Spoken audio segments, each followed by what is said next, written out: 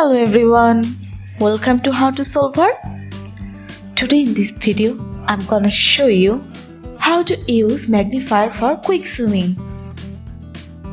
Before starting the video, please subscribe to How to Solver.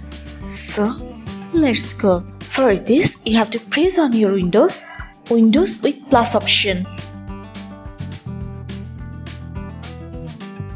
Here you can see the option of magnifier. If you click on this plus option, you can zoom in your desktop.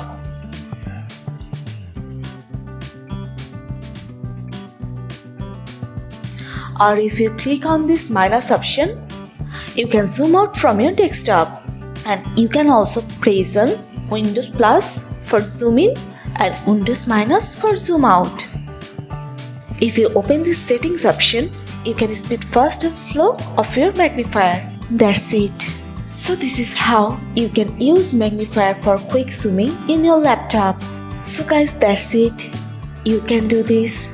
I think this video is very helpful to you.